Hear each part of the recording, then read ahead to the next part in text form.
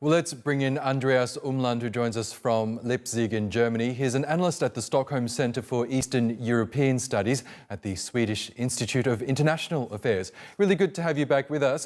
Firstly, can I get your response to Sergey Lavrov's latest comments suggesting that perhaps Moscow is now looking beyond the East, that it's perhaps looking to expand its ambitions in Ukraine? What do you make of that? Well, it's just surprising because that was actually the initial attack on Ukraine that came from the north towards Kiev, from the east towards Kharkiv, the second largest city of Ukraine, and from the south via Crimea on Kherson. So we had this already before. In the south, it was successful, more or less.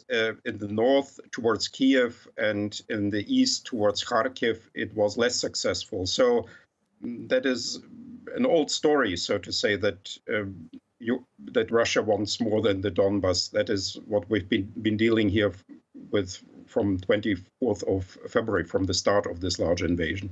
And how would you describe Russia's strategy to date? We know they've doubled down on the east in Donbass, really looking to capture some key cities there, turning some of the captured cities into so-called independent republics and installing Moscow-aligned leaders there. What is the ultimate aim, as you see it right now, from Moscow's perspective?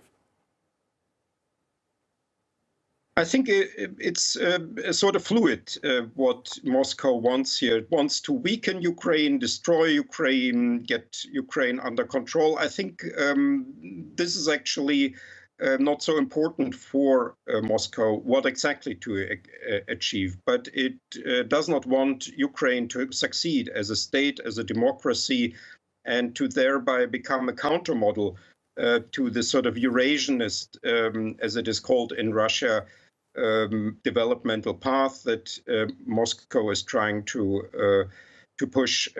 Ukraine, in a way, is indeed a threat to the Russian regime because it is seen by many Russians as similar to Russia or even as belonging to Russia. And therefore, the Kremlin fears a countermodel here.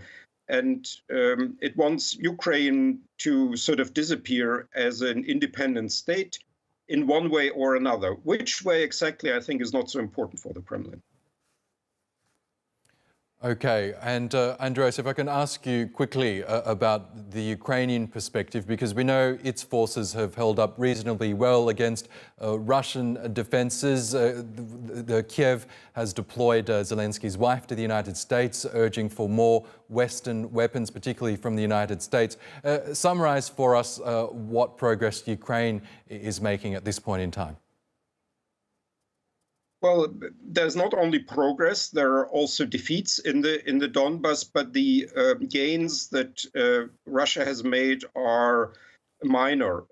They are in the tens of kilometers, and Ukraine is a very large country, so it's not much actually. The main progress that Ukraine has made is that it has stood so far. It has remained resilient. It's fighting, and the calculation in Kiev is, and also in the West, is that sooner or later the sanctions that have already been imposed will actually kick in and will have an economic and a social and eventually also a political impact. And until this happens, Ukraine has to withstand the Russian attack. And for that, it needs heavy weapons. And once then we will have at some point a ceasefire, Ukraine will also need these heavy weapons to then continue protecting itself. Because for the next years, I'm afraid Ukraine will enter neither NATO nor the European Union. And therefore, it has to defend itself. That's what in Ukraine sometimes is called the Israeli model. And for that, it needs as many as possible and as good as possible heavy weapons. Okay, Andreas Umland, we'll have to leave it there, but really good to get your analysis. Thanks for joining us. Thanks for having me.